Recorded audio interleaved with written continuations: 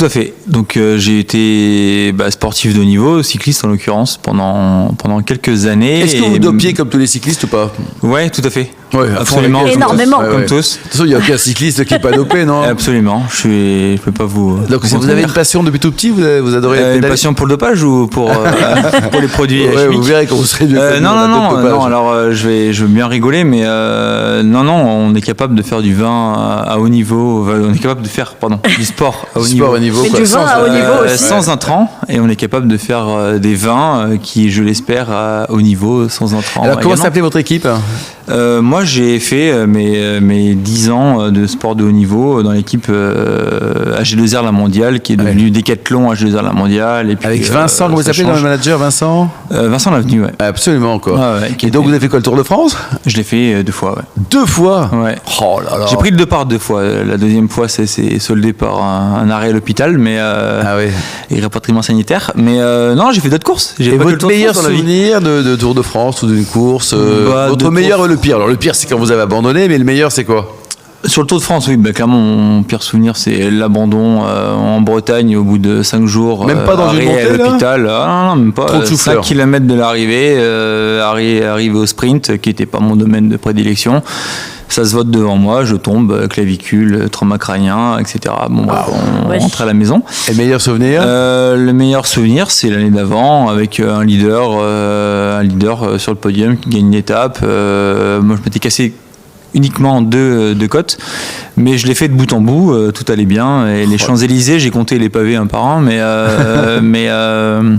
avec mes côtes cassées, mais c'était un excellent souvenir, et j'ai plein d'autres souvenirs, mais autre le Tour de France, mais oui. Et alors donc quand vous avez raccroché les crampons, si je puis dire, donc, à quel moment vous vous êtes dit bon allez Serge, j'arrête, parce que c'est pas facile, hein, c'est quand on est de champion depuis pendant 10 ans là, c'est. Champion pas vraiment. Alors moi j'ai eu la chance de pas être avec des champions, pas loin. J'étais avec les champions, mais j'étais pas une rockstar.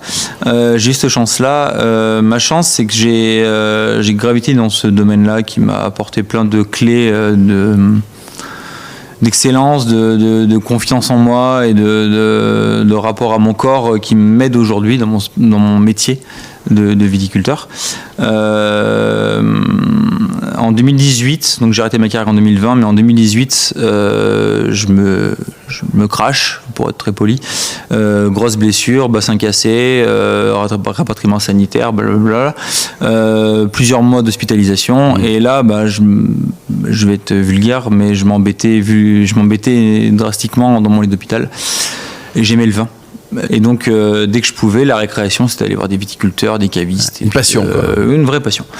Et pour confirmer un petit peu cette passion, j'ai débuté un BTS Viti-Ono en parallèle de cette blessure-là qui m'hospitalisait et je ne pouvais pas bouger. Et puis ça m'a passionné et j'ai rencontré là-dessus, j'avais besoin d'un maître de stage et le maître de stage est devenu un ami et puis un ami est devenu un mentor et puis maintenant j'ai 3 hectares de vignes et puis la conversion s'est faite de manière assez rapide, simple, peut-être trop rapide des fois, mais très rapide. Comment vous avez fait pour financer le vignoble? Parce que bon, on gagne sa vie quand on est pro, mais c'est pas des milliards non plus, quoi. Non, on n'est pas millionnaire, ça c'est sûr, mais on gagne bien sa vie, mieux que maintenant. J'ai eu la chance effectivement, j'ai pas de tabou, de un petit peu bien gagner ma vie, de mettre un petit peu d'argent de côté. Et après, je me suis installé en Savoie, donc c'est pas non plus des vignes qui coûtent. C'est combien d'hectares de vignes à peu près en Savoie? Alors, j'ai pas acheté de vignes, j'ai acheté un bâtiment, c'est déjà bien. Ouais. Le bâtiment agricole est beaucoup plus cher que la vigne en Savoie. Une vigne sur Apremont où j'ai 2/3 de mes vignes aujourd'hui, on va être entre 70 et 100 000 euros l'hectare. C'est cher, mais c'est raisonnable. Encore. C'est cher, mais c'est raisonnable. Maintenant, pour en vivre. Pourquoi avoir choisi la Savoie? Parce que la vie a fait que, je sais pas si elle monte, mais en tout cas, la vie a fait que le vélo m'a emmené en Savoie. Je suis tombé amoureux de cette région, j'ai rencontré ma femme, j'y ai fait ma vie et j'ai rencontré des vignerons et les opportunités sont créées là. Alors on va les saluer. Je pense que vous parlez peut-être de Marielle et Nicolas Ferrand au domaine des Côtes-Rousses. Exactement. Qui vous ont prêté les premiers mètres carrés de vigne. Tout à fait. Alors pas de vigne, cave. Donc moi en 2020-21, j'ai vraiment acheté à 100% mes raisins. Mais 2020, c'est grâce à eux que j'ai pu vinifier Ils m'ont prêté quelques mètres carrés, donc j'ai eu accès à un pressoir, à des cuves, à des choses que... Vous aviez un conseil pour vous épauler ? Il était là, ouais. Donc Nicolas, qui est le vinificateur, c'est vraiment le mentor et un ami, un grand ami aujourd'hui. Je tiens à le remercier dès que je peux. Il m'a vraiment donné des clés, des bases hyper intéressantes. Un outil de travail, et puis je suis parti là-dessus, et dès 2021, donc quelques mois après mon premier millésime chez eux, j'ai trouvé un bâtiment. Et puis là, voilà, je suis parti dans mon aventure. Qu'est-ce que vous avez comme appellation ? En appellation, vous avez quoi ?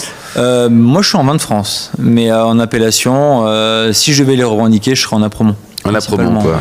Donc, vous travaillez aujourd'hui un peu plus de 3 hectares, avec les cépages, les grands classiques savoyards, Jacquet, Roussette, Mondeuse et Gamay. C'est ça. Vous êtes plutôt blanc, plutôt rouge, par goût Alors par goût, j'ai la chance d'être très blanc et le vignoble que j'exploite m'offre énormément de blanc. Je me bats pour trouver des rouges aujourd'hui. J'ai un petit peu de mondeuse et sur Apremont, on sait qu'on revendique beaucoup les blancs et les mondeuses Gamay Pinot Noir ou autres sont un peu plus compliqués. Alors que c'est tellement bon la mondeuse. Bien sûr que c'est bon. C'est épicé, c'est magnifique. La gamme de prix, ça va de combien vos vins ? Moi, on est entre 18 et 25 euros. Oui, donc c'est raisonnable. Et vous faites tout seul ? Parce que 3 hectares et demi, il faut quand même... J'ai besoin de vendangeurs, au cas où, si vous faites rien pour les vendanges prochaines, on va venir. Je vous recrute. Hélène, on y va, chiche. Pas de problème. Avec grand plaisir, venez. Oui, je fais énormément tout seul. Après, j'ai un prestataire pour le travail du sol, où lui, il m'apporte un chenillard, il m'apporte... Et votre première vendange, alors, comme un grand, c'était quand ?